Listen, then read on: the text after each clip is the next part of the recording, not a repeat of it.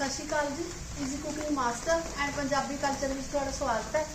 हुण मीह का कोई मौसम नहीं हैगा, सानूं हुण मीह चंगा नहीं लगता हैगा क्योंकि किसानां ने अद्धियां फसलां कट लईआं, अद्धियां रह गईआं। यही हुण अन्नदाता जिहड़ा अपने सारे संसार नूं अन्न दे रिहा है ते बाकी तुहानूं पता ही है किन्ना खर्च करके आपां कणकां नूं बीजदे कोई भी फसल है। पहला बदल देखो किन्ना हो रहा है, आ देखो अज का जो मीह है बेमौसम है, यदा कोई मौसम नहीं हैगा। फिर आप कोई सब्जी भाजी भी बनाने, मम्मी भी आ गए बाहर, कहते चल गेड़ा जा कटे आने और कोई मौसम तो है नहीं मीह का। इधर हो जाए, इधर लगता नहीं, थोड़ा जिहा इधर हो जाए, हाँ छतरी नहीं लगता। सीन चमारू फोन कराया पुष्पिंदर जी कहते आप फसल कट भी लई, पर फिर भी सारे किसान बराबर ने सानू, क्योंकि सारिਆਂ ਦਾ दुख सुख साझा ਹੁੰਦਾ। ਤੁਹਾਨੂੰ पता ही है भी ਹੁਣ ਜਦੋਂ ਆਪਣੇ ਕਿਸੇ भी चीज़ का नुकसान ਹੁੰਦਾ, फसल है ਜਿਹੜੀ कोई एक दिन की कमाई तो है नहीं, 6 महीने बंदा कमाई करता ਤਾਂ ਕਿਤੇ घर च ਆਉਂਦੀ है। नौं गल कर रहे हैं मीह च भी ਜਿਹੜੀ ने बहुत वड्डी करोपी है, क्योंकि पहला तो बहुत वड्डी बीमारी है, फिर फसल तो आप कह दें 6 महीने बाद फिर आ जाएगी, पर जो सूँ घाटा पैंदा उदों ही सूँ पता लगता है। कई इलाकों तो इन्ने ज़्यादा गड़े पै गए, इन्ने गड़ेमारी हुई, मीह होया, बहुत ज़्यादा नुकसान हो गया। मतलब खाण वास्ते भी नहीं कणक बची हैगी। अपने कोल तो चलो फिर भी सुख सामना आपने वढ़ ली, पर जो अज के मीह च हजे भी किसानों की फसल पई है उन्होंने सूँ बहुत ज़्यादा अफसोस है। चलो हम आप सब्जी बनाने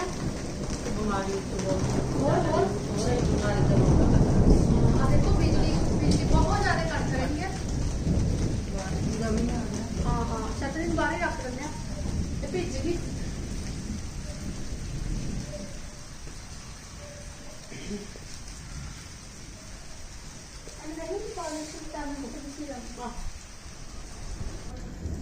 अज 20 अप्रैल है, 20 अप्रैल का मीह है। इधर बीबी ने मैं तुहानूं दस्सिया भी जिहड़े उत्थे मेथे बाहर लाए हुए थे, तां भी अपने देखो इन्ने सारे मेथे निकल हो गए। इन्हों आप हम कड़ी च पेठे सब्जी च पा सकते हैं। ऐ बीबी ने कला कला दाना कढ़ लिया, कहते चलो वेले बैठे थे। उधर आदमिंदर भी मौजा कर रहे हैं। बच्चों का की पता होंगे फसल का नाले ज़्यादा भी नफा नुकसान की है, इन्हों कोई फर्क नहीं पैंदा, क्योंकि जो बच्चे बड़े हो जाते हैं समझदार हो जाते उदों पता लगता। पर यह तो इन्हें फोन करके पूछे कि पापा अपने फसल कट ली।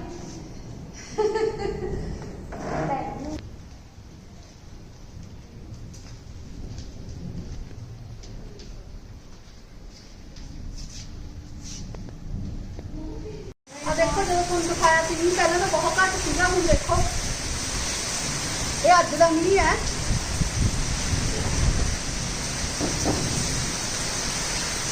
बिजली लग रही है, बदल धोते हैं, फिर मीह पै रहा है, हनेरी भी चल रही है, नाला देखो हवा किवें चल रही है। ऊपर देखो दरख्तों में किवें मीह कर रहा है, तोड़ तोड़ कित रहे हैं। अपने जेडे अंबियां ते अंबियां सीगियां, जेडे ते अंबियां हो गया, बाकी सारा बूट झड़ गया। फिर बीबी भी कहते भूआ जी फोन करो कि उन्होंने फसल कट ली कि ना। एक भूआ जी ने फसल कट ली, इसने कट्टी नहीं, वैसे वो तो अफसोस नाल बोल रहे थे, क्योंकि इन्होंने सारा खेती का काम है, जॉब वगैरह नहीं करते हैं, तां करके सानूं सारिਆਂ ਲਈ बहुत अफसोस हो रहा है जो अपना मीह पै रहा है।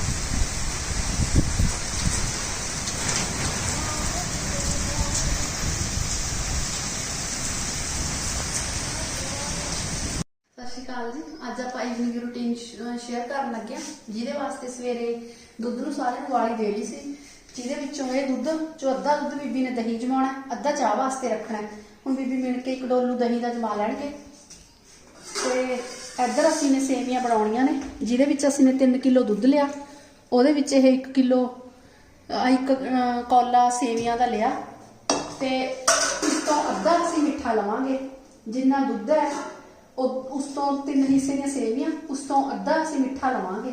अज मिठियां सेवियां बनावांगे शाम नूं, ते नाल धनिया की हरी चटनी भी कुटांगे। होर जो दाल सब्जी बनूगी कणक के फुलके नाल ही खावांगे। अज कोई अचार वगैरह नहीं लैंदे। धनिया की चटनी बहुत टेस्टी लगती है, बीबी भी प्याज वगैरह ते अपना सिरके वाली मिर्च पा के बहुत टेस्टी चटनी बनाते हैं। शाम नूं वैसे भी गर्मियां च चटनी वधिया लगती है।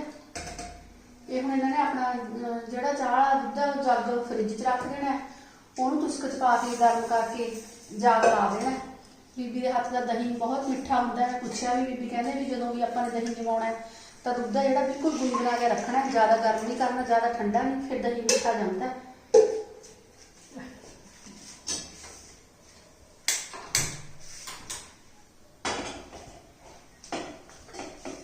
ਜਦੋਂ ਕੋਸਾ ਹੋ ਜਾਊਗਾ ਤਾਂ ਆਪਾਂ ਇੱਥੇ ਤੁਸਕ में ਹੱਥ ਲਾ ਕੇ ਦੇਖ ਲਾਂਗੇ, ਆਪਾਂ ਨੂੰ ਇੱਥੋਂ ਅੰਦਾਜ਼ਾ ਹੋ ਜਾਂਦਾ ਹੈ।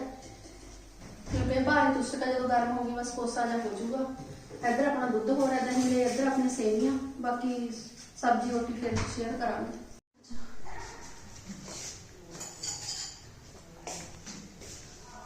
इधर बीबी ने ਜਿਹੜਾ ਦਹੀਂ ਲਈ ਦੁੱਧ ਗਰਮ ਕਰਿਆ ਸੀ ਉਹਦੇ ਵਿੱਚ 1 ਚਮਚਾ ਦਹੀਂ ਦਾ ਪਾਇਆ, ਸਿਰਫ 1 ਚਮਚਾ ਦਹੀਂ ਦਾ ਪਾਉਣਾ।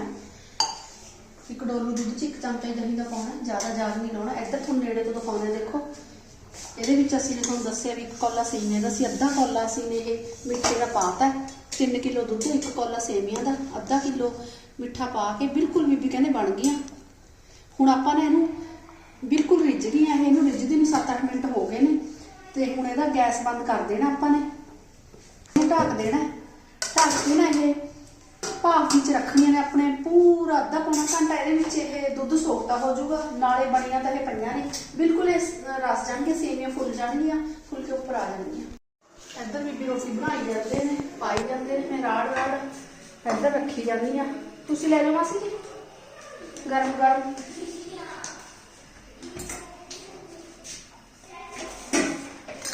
ਮਾਸੀ ਜੀ ਆਪਣੀ ਨਾਲ ਦੀ ਨਾਲ ਲੈ ਲੈਣਗੇ, ਇਸ ਤੋਂ ਬਾਅਦ ਚ ਮੈਂ ਵੀ ਖਾ ਲਾਂਗੇ।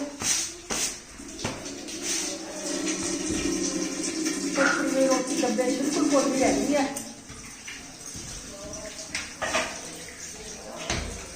नहीं पा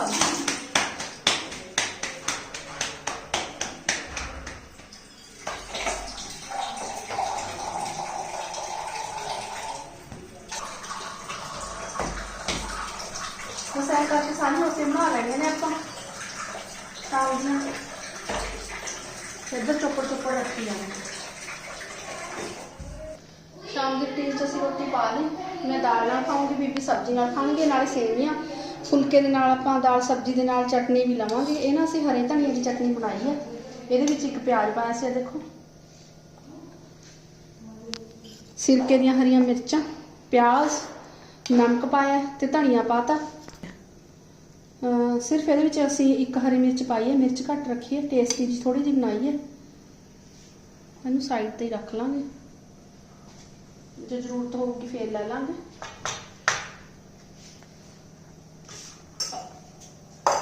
तुसीं भी पानी ले लो, रोटी तो मैं पा दी।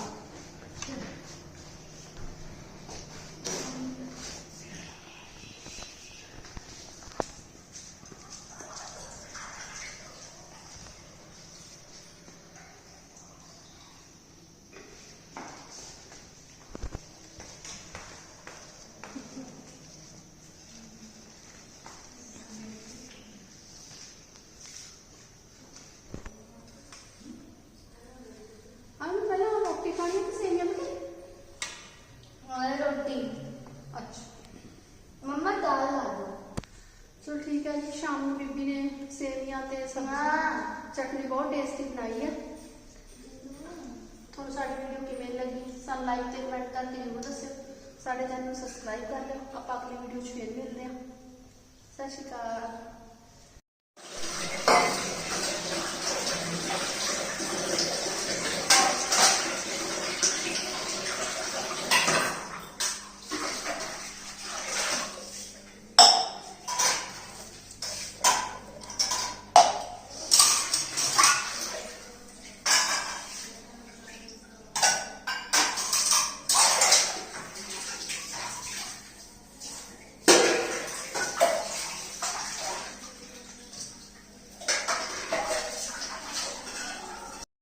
मैं थोड़ा दसदी हाँ कि देखो 10 मिनट के कितना कितना पानी छड़ गया। देखो इधर भी देखो। वैसे तो मैं थोड़ा दसिया पहला भी मैं थोड़ा बहुत बार दसिया कि मीह मैंने इन्ना ज़्यादा पसंद है, बहुत ज़्यादा पसंद है, पर अज मैंने मीह चंगा नहीं लग रहा है क्योंकि जो अपने से कहर बीत रहा है, एक तो बीमारी का, एक जो हूँ मीह पै रहा है, फसलों का नुकसान हो रहा है। अपने सारे भैन भाइयों ने अद्धी फसल कट्टी, अद्धी नहीं कट्टी, ता करके फसलों का नुकसान होने करके बीमारी करके अज सानू पहली बार ऐ होया कि सानू मीह चंगा नहीं लग्या है। ਹਨਾ ਪੁੱਤ ਆਪ ਜਿੰਦਰ ਨੂੰ ਵੀ ਪਤਾ ਹੈ, ਇਹ ਵੀ ਸਮਝ ਰਿਹਾ ਇਸ ਗੱਲ ਨੂੰ। ਚਲੋ ਆਪਾਂ ਫਤਿਹ ਬੁਲਾਈਏ ਫਿਰ। ਵਾਹਿਗੁਰੂ ਜੀ ਕਾ ਖਾਲਸਾ ਵਾਹਿਗੁਰੂ ਜੀ ਕੀ ਫਤਿਹ।